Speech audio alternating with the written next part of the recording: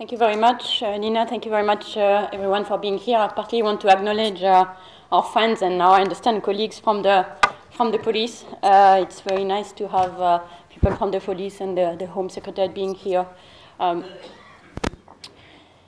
think it was not random. It was not by chance that we decided that we were going to introvert the order of the presentation here. I think this correctly reflects the fact that this was very much driven by the police, and that in this JPAL was a partner and worked with them. To make that even clearer, I've abandoned the sleek JPAL logo on the slides to adopt the police colors. So what I'm going to talk about is I'm going to take really only a few minutes to talk about some aspects of the research project and some of the results. So this was the place where the intervention was going on. I just wanted to give you a graphical representation of the randomization process. So these are the districts. These stations, with the green station where we had no transfer, and these were the blue one, we had the community observer. The yellow one had weekly off, and the red one had everything combined. So you can see what the randomization does in a very physical way. There's not one district that has all blue or all control, which I should add, all blue or all white or all red. It's really spread everywhere and in every type of police station. So that's kind of aspect one of the research design. Let me now go over what was the type of data that we collected, which is, in a sense, the second contribution that we bring, is thinking very hard about the right way and the right data to evaluate an intervention. So the data was coordinated, the data collection was coordinated by the JPAL team and had several modules. One, which is particularly interesting because you will see this is one of our findings, comes not even from any of the intervention, but from the fact of collecting data itself. Crime in India is measured by police case registration records. However, the number of unsolved cases is also used to evaluate the police station, which means that there is an incentive for the police officer not to report the case, because a case that's not reported is a case that doesn't need to be solved. And that means that there is a risk of really underestimating the level of crime. So if you use the same instrument, both as a measurement for gathering the objective data and as a tool to reward or punish people, then you get into a lot of difficulties. So for this reason, it was very important for the purpose of the evaluation, but even more broadly than that, to have an adequate measurement of what was actually going on. And most other countries use household surveys. So this was our survey was modeled on the International Crime Victim Survey, which is used all over the world. Interestingly, it was the first major crime survey in India, so it was an innovation right there, which was really prompted by this project. We did more things along the way, so we collected public opinion survey, police opinion survey, what people think about, data on police behavior, which was very important in particular to evaluate the impact of training. So one aspect of police behavior is what they do when they try to solve a case. So we had a little over 1,000 files were randomly selected and then checked and graded by retired police officer for the quality of the investigation and the quality of the documentation. Another thing which was very interesting, which was only possible because we had a good cooperation from everyone, from the ground level up, was decoy visits. So surveyors went around and tried to register minor complaints. For example, my cell phone got stolen or my bicycle got stolen. And they determined whether or not the police refused to register their cases. And they also recorded how they were treated. Now I'm going to give you some results. I'll actually probably skip the descriptive statistics since Nina gave already the highlight of that. Talk about the implementation of the intervention very quickly, spend a little more time on the impact of the intervention. So maybe the only thing that I want really to talk about as far as the implementation statistic is this graph, which is I was making the point that the registration data does not adequately capture crime because the data is tainted by the incentive not to report a crime. And you can see it very clearly. This is the relationship between what people, on the left you have the relationship between what people tell us in the survey and what they actually, the type of crime that they actually observe. On the right, you have what is reported in the registration data, what we see in the registration data, and what people feel. And you see that what people feel is correlated with actual crime, as it should be, but it's not at all correlated with registration. So, and in fact, if you try to look whether there is a correlation between the actual crime that is reported in a household survey and registration, there is almost no relationship, which obviously is a problem. And what it comes from is that many crimes are not reported. 71%, in 71% of the cases when people were victims of a crime, they never tried to report it to the police. In a further 8%, they tried to report it, but they failed because the FIR was not registered. Let me skip the police opinion because you already got the outline from Nina. Now, we discussed the interventions. This is, I think, if we need to step back, this was a majorly ambitious project for the police to try and implement these various reforms. So it was very important to know whether or not it was actually done in practice. How do we know that? Well, we know that by, as Nina pointed out, we spend a lot of time in police stations. We also collected data from administrative data. So the weekly day off was initially quite successful, but then it decreased. And the thing that really happened is there was a Gujarat agitation, which removed the weekly day off because there was really a crisis, but unfortunately it never really came back. So this is something that we have to remember. We were talking about implementation and continuity, is that when there is a crisis and you need everybody working, that's great, but then people need to come back for this to work. The restriction of transfer continuously worked. Of course, even in no transfer column, you don't see that there was no transfer. There was still some transfer, but they were much, much fewer.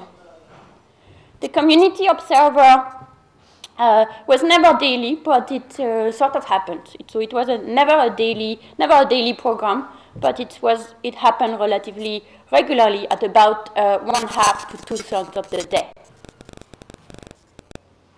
The training was very well implemented. People did go, and so that was good. Let me now give you the results on the impact of those interventions.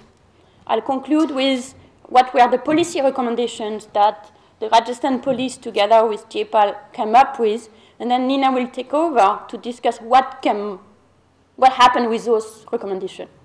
Since here we have a little bit of background to be able to say whether something followed up from this research. So let me give you a summary first, and maybe I'll even stop with the summary, show you just a few graphs, tell you what happened. So the restriction of transfer was an extremely successful intervention. I want to really insist on that. We are not the first one to say it. In fact, there is a court order enjoining the states to really give stability of tenure to police officers, but this is very hard to implement. There is a lot of resistance in the states.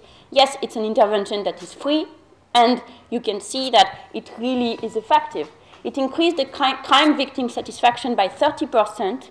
It decreased the fear of the police by 19%, and it reduced staff complaint of unfairness. So it makes everybody happy at no cost to the state. Maybe some cost to local politicians who have less of leeway on the police officer, but I think a great benefit to society. The training was also very effective. When all the staff got trained, it increased victim satisfaction by 31% and increased the grade on scientific investigation by 1.3 points on a basis of 2. So think of it as doubling the quality of the investigation. This requires a little bit of money, but not even that much. So it seems to be a good way to go. The weekly off made the police happy, but didn't have any other impact on the people. And the decoy visit, which were meant to be a monitoring tool, had their own use. Because as we went over time, when police stations were randomly selected for when they got the decoy visits. So we can compare police stations which got more decoy visit and less decoy visit. I should mention that the decoys were always different people with different stories, so in principle not identifiable. And yet, the more decoy you have, and the more the complaints were registered. So this is not to say necessarily that decoys need to be made a tool of monitoring, but this is to say that regular audit and someone watching you is important. So that's really the bottom line of what we have here. The community observer didn't do much. So we didn't find much on community observers. This is something we are trying to explore why. So this is the result in a graphical way. If the bar is vertical, it means that there is an improvement. And if the little thin bar is above the 0, it means this improvement is significant. You can see the two interventions that have significant improvement in terms of satisfaction of victims are the no transfer intervention, the training intervention. The more people you train, the more the satisfaction increases. So it's not sufficient to train one person, you really need to train the entire police station. And why are people more satisfied? Well, on the one hand, they are more satisfied because there is an improvement in actual objective things that the police is doing. This is the part of the thing that is blue or red. The police takes more action, they are more likely to arrest someone, they are more likely to solve the case. So that makes people happy, obviously. But that's not it. There's something else, which is about 3/4 of the graph, which is the police is generally friendlier and generally more likely to have a good attitude. So I think this was the component of the training that had to do with soft skill, which seemed to have borne fruit. I should mention that people we interviewed never ever knew that any of these police officers were trained. They were completely blind from the point of view of an intervention. So their reactions have to be really due to a change in the police behavior rather than some feel-good feeling that something was happening in their area. The result on fear of the police were similar. This is just an illustration of the effect of the decoy visit on the fraction of the complaints that are registered. You can see that the more decoy visit, the higher the probability that the decoy is registered. It goes from 40% of decoy cases registered, which is not very many, to 70%, which is certainly better. Staff satisfaction, what improved staff satisfaction was weekly day off, only by 3 percentage points, perhaps because it was not implemented all through. The intervention that increased the satisfaction of the public also increased satisfaction of the police. In particular, it reduces the chance that the police complains of lack of cooperation by the people, which is reasonable. So on the basis of that, what were our conclusions? What should be generalized? So a first proposal has nothing to do with the intervention per se, but it is simply to do a survey. It seems to be that we are severely lacking data about the situation of crime in this country. So the proposal was to do a national crime survey, which will help to evaluate crime reduction strategies, improve incentives for better policing, and Nina will talk about what happened to that proposition. We also proposed, along with others, but I think we put more evidence to really push for a reduction in transfer, reduction in arbitrary transfer. This demonstrated evidence on public perception. It was not implemented to 100%, so it shows that it doesn't have to be implemented like very, very rigidly with no possibility for flexibility. Even partial implementation that protects people to some extent makes a big difference. Finally, training. There is substantial effect of training on victim satisfaction.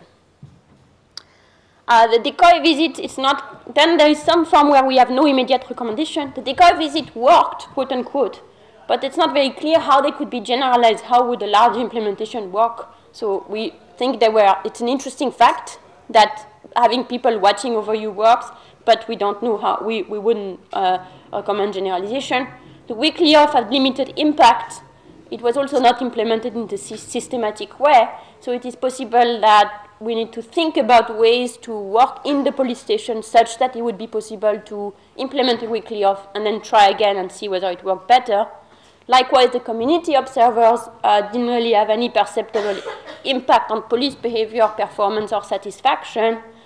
So there remained the same question, could it be implemented better?